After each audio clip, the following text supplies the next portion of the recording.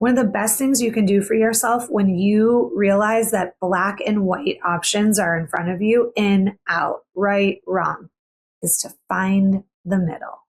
Move the flashlight. So here are some questions. Where is my flashlight pointing? What am I giving all of my attention to? Is it the whole story? What else is in here? What beauty have I stopped noticing? What support have I overlooked? And what strength within myself have I forgotten? What other possibilities might I consider? Welcome to Grow with Robin Breckenridge, a podcast about stepping into the most fully expressed, aligned, and conscious version of yourself. Here, we dive into the real work of personal growth, establishing boundaries, understanding your patterns, building self-trust, healing emotional wounds, and creating relationships that feel safe, authentic, and fulfilling. I'm Robin, a life and relationship coach, and in each episode, we'll explore the tools, insights, and conversations that will help you not just improve your life and relationships, but truly transform them. You don't have to just go through it. Let's grow through it, and let's do it together. Last episode, we spent some time talking about cognitive distortions, or what I like to call fear-based thought patterns. We talked about how often our mind can fill in the blanks, how it can jump to conclusions, imagine the worst case scenario, and convince us that what we're feeling must be true. And if you listen to that episode, I hope one of your biggest takeaways was just because a thought gets your attention doesn't mean it deserves all of your attention, or very importantly, that it is true or based in fact. Fear definitely has a way of pulling us towards everything that feels uncertain, everything that feels threatening, or everything that might go wrong. And of course, it's not our enemy. It's trying to protect us. But sometimes in its attempt to protect us, it narrows our perspective. It convinces us that the worst case scenario is the only scenario. That one difficult conversation defines the whole relationship. The one mistake defines your worth. The one disappointment predicts our future. Fear has a way of grabbing the flashlight out of our hand, and it illuminates everything that's wrong, everything that's missing, anything that's uncertain, and everything that scares us. And after a while, we forget that we are the one holding the flashlight. So that's what we're going to talk about on today's episode, because recognizing those fear-based thought patterns is the first step. It's awareness. The next step is remembering that we still have choice. We may not get to choose every circumstance, and we absolutely don't get to control the outcome of things. We can't choose what other people do. And we definitely don't get to choose the tough things that happen in our life, the diagnosis, the betrayal, the loss, or the unexpected turns that life takes. I always tell people in this work, I can't stop life from lifing. Life is going to life. It is going to continue to teach you through uncomfortable experiences. But we almost always have some influence over our perspective. And I think perspective is one of the greatest gifts that we have. It doesn't change reality, but it changes the way we experience reality. It changes what we notice, what we reinforce, and what we carry with us. And it can also reinforce positivity in your life. So I want you to imagine something. And I know I've said this before on the podcast, but I equate being unconscious or unconsciousness as a dark room. So imagine that you're standing in a completely dark room, and in your hand is a flashlight. The room represents your life. everything is in that room. Joy, heartbreak, gratitude, fear, hope, disappointment, opportunity, loss, people who love you, people who have hurt you, lessons that you've learned, and dreams that haven't happened yet. Nothing is missing. It's all in there. But here's something interesting. You can only see what your flashlight is pointed towards. If your flashlight spends all day looking for what's wrong, that's what you'll experience. If it's looking for evidence that people don't care, you'll find it. If it's looking for every mistake you ever made, you'll find those too. If it's looking for reasons life isn't fair, your mind will become incredibly good at collecting that evidence. And it's not because that's the only thing in the room. It's because it's where you put your attention. Your flashlight doesn't change what's in the room. It changes your experience of the room. So whatever you continue to shine your light on becomes the part of your life that feels the biggest. So this actually makes perfect sense in evolution. Our brains are designed to notice problems because our brain and our body are programmed to keep us alive. So back in the day, the person who noticed the snake survived. The person who noticed danger survived. And our brains still work this way. It naturally scans for what's wrong, what's missing, what's uncertain, or unsafe. But if we never become aware of where our flashlight is pointing, we slowly begin believing that that is all that's in the room. And let me be perfectly clear. This is not about pretending everything is okay. Sometimes your flashlight, your attention, your perspective absolutely needs to shine on something painful or a legitimate threat. Maybe you have a relationship that isn't healthy, or you're grieving, you're overwhelmed, or something does need your attention. And of course, maybe you need protection. Trust me, I love boundaries more than the average bear, but ignoring it doesn't make it go away. Healing requires a certain level of honesty. The problem is that often we can leave the flashlight shining on those things long after we've learned what we needed to learn. It might look like replaying the conversation, reliving disappointment, rehearsing the fear, or bracing for impact. We search for more evidence that confirms the story. And eventually that small corner of the room that we are illuminating starts to feel like the entire biosphere we're living in. So about 5 years ago, I went in for a routine surgery, and I ended up having a bleeding episode where I was internally bleeding and they couldn't stop the bleeding. So I ended up having 3 surgeries in 24 hours, and things were definitely not going the way that I wanted them to. I was scared. The people around me were scared. The doctors were scared. People were panicked. There was so much uncertainty. I'm not sure if anyone that's listening has ever experienced internal bleeding, but it's a very interesting experience. I had little to no life force is the best way that I could explain it. There was not a lot of fight in me, and I knew that I had to stay positive to basically stay alive and make it through the surgeries that I was going through. And I don't know how to explain it. I just knew that I had to have some fight in me for what I was going through. So I knew that if I started to feel bad for myself, I was toast. And this happened on March 10th. Usually in Michigan, March 10th is not a warm time of the year. It's like a transitional time.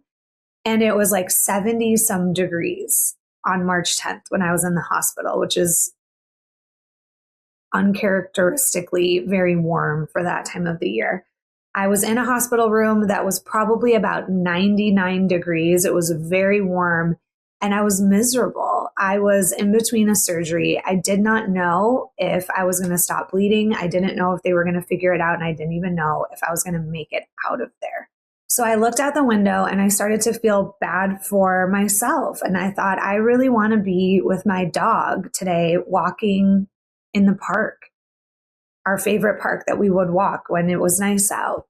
And it occurred to me that I might not ever see her again. And I might not ever go walk in the park. And I'm not even going to get into that. I'm never going to see my family again, my son. I mean, it was very, very heavy. It was probably the craziest thing that's ever happened to me. I knew in that moment that if I shined my flashlight on that, I was in big trouble, that I was not going to have the energy that I needed to fight for my life. So I decided that I needed to stay positive. And I thought, how can I stay positive? I am stuck in this hospital room. Everything's going wrong. I mean, it really was one of those situations where, like, when you thought one thing was going right, it quickly turned in the other direction. And so I decided that I was going to walk my dog Palmer in my mind. I thought, okay, maybe my physical body can't go to our favorite park and can't be with her in this moment, but I could in my mind. So I closed my eyes and I went to the park, and Palmer and I walked and we had a great time. And I had a smile from ear to ear. And I know that sounds kind of silly, and I'm telling you that it was probably out of pure desperation that I knew that if I slid into feeling bad for myself, I was in really big trouble. And that was a huge moment in my life where I realized, despite what I'm going through, and despite that I might not have the ability to control what's going on around me or influence the outcome, that I still had agency around my perspective. And when I left that hospital, I think I was there for like maybe 6 or 7 days, I had a whole group of people that stood at the door. They were nurses, doctors, people that took my blood, to give me a hug when I left the hospital, because I think it was unique for them to have someone in the circumstance that I was in remain that positive, kind, and joyful in the hospital. I know that you guys often on this podcast experience my conscious adult, but just like everybody, I also have a wounded inner child, a wounded teenager, a maladaptive adult. That's a doozy, let me tell you. This is not my normal state of being. I am not walking around Zen, always necessarily finding the positivity in a situation, especially a situation as heavy as that. So that severity of that situation really let me know that the tattoo I got in my 20s, that means peace amidst the storm, is possible. And that I am glad I did not follow my mom's advice and get it on a bracelet, because when I told her I was getting the tattoo, she said, can't you just get it on a bracelet? Nope, that thing needed to be inked on my body, because it's true. I can still find peace inside of myself amidst the storm. And trust me, I have had other moments where I have felt completely stuck and utterly fucked. And maybe you have too. You look at your life and all you can see is what's missing, what feels impossible, and you start to believe the fear-based thought that because this chapter is hard, that the whole story will be hard. Your flashlight gets stuck. It only knows how to look at one corner of the room. You focus on everything that isn't working, everything you haven't accomplished yet, and every single thing you wish were different. But we don't ask ourselves the question, what else is in this room? I am a full believer that creativity will save our butt every single time. And it is typically what is needed to do the impossible. Because maybe we're only shining the light on one way, but there are countless other ways.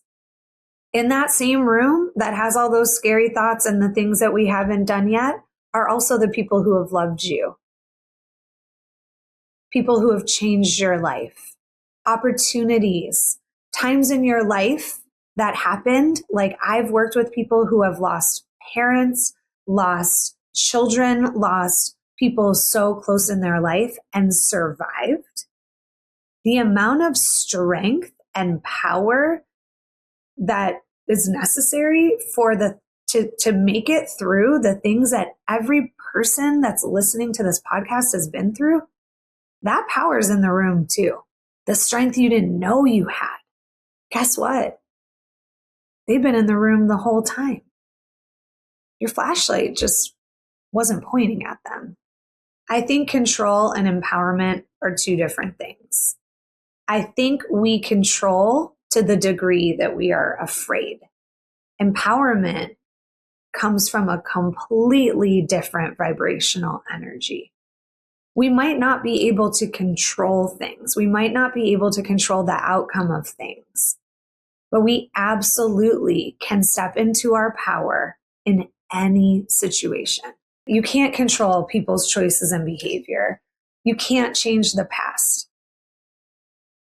And you might not be able to fix everything that's wrong today. But you can decide where your attention goes next. That's agency. Agency is choice. You can ask, what deserves my attention right now? You can decide where you want to put your attention and the type of perspective you would like to have. I know that when you're in it, it's hard. Don't get me wrong. I understand that a lot of things on this podcast are easier said than done. But if I'm lying in a hospital room bleeding to death, it's possible for anybody. And if it's hard, that's okay too. And if it feels impossible, lean it. But this week, I want you to notice your flashlight. When you feel activated, think about, where is my flashlight pointing? What am I giving my attention to? And is that the whole story? Is it possible that I'm just illuminating one corner of the room? What else is there? What other choices do you have? And how can we bring creativity in to step out of the black and white thinking and out of the box? I just had a client recently reach out to me about a friend group that they frequent often. And as they're changing, it just doesn't feel as in alignment. So black and white thinking will tell you either I have to continue on the way it is, or I have to get rid of these people. And these are people that have historically been in this client's life. My suggestion was that we bring in creativity, that the two options are not all in or all out. And we came up with a solution that maybe that friend group, she would suggest that the next time they get together would be something like seeing a show or a play or a movie or something that has less direct communication and interactions, because that's where she ends up feeling activated. That is an example of how creativity is always available to us, and there is typically not a black and white choice available to you. One of the best things you can do for yourself when you realize that black and white options are in front of you, in, out, right, wrong, is to find the middle. Move the flashlight. So here are some questions. Where is my flashlight pointing? What am I giving all of my attention to? Is it the whole story? What else is in here? What beauty have I stopped noticing? What support have I overlooked? And what strength within myself have I forgotten? What other possibilities might I consider? And those questions, they don't erase the pain or the challenge of the situation. but they do expand your perspective. I think that one of the greatest gifts we can give ourselves, and something that is very empowering, is to remember that our attention is powerful. Every day, your mind is deciding what to look for. Evidence that you're failing or evidence that you're growing. Evidence that you're alone or evidence that you are loved, but you're not getting the connection that feels aligned. Evidence that nothing is changing, or evidence that healing is happening in small, quiet ways. Your room has always contained all of it. The question is, where is your flashlight pointing? Because where you place your attention doesn't just shape what you see. It shapes the way you experience your life. So this week, notice where your flashlight naturally goes. And if it's been sitting in the painful corner for a while, see if you're willing to gently turn it on. Think about it as a home renovation situation. Nobody can snap their fingers and have their whole house be renovated. It's kind of a gnarly process.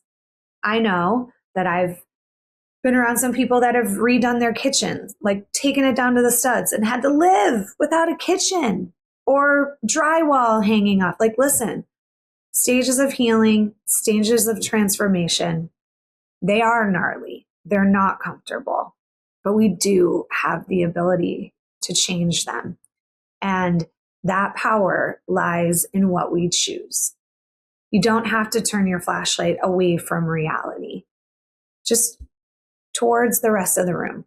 My big takeaway from this episode is to know that despite where you are, what is going on, or how long it's been going on, that creativity, your attention, and your perspective, you always have agency in. Even if someone had you chained to a chair and you could not move, they cannot control where you put your attention and your perspective. So until next time, keep growing. It's brave. I'm doing it too. It's not for the weak. It's not for the disempowered. But we're not necessarily in control of every step of the journey. So don't forget, you've got that flashlight in your hand this week. Pay attention to what it's illuminating. See you soon. That's it for today's episode. Thank you so much for being here and for doing this work. If this episode resonated with you, I'd love to hear your thoughts. Come connect with me over on TikTok at Robin Breckenridge or Instagram at Coach with Robin, where I share even more insights, tools, and conversations around boundaries, self-trust, relational healing, and so much more. And just a quick reminder, this podcast is for educational and personal growth purposes only. The insights and tools I share are based on my experience as a life and relationship coach and are meant for general guidance. Each person's story is unique, and the nuances of individual experiences can't always be addressed in this format. What's shared here may not be applicable to every situation, especially those involving abuse, oppression, severe mental illness, or systematic harm. If you or someone you know is in crisis, please seek support from a qualified mental health professional or emergency resources. Thank you for listening and for showing up for yourself in this way. Take care, and I'll see you next time.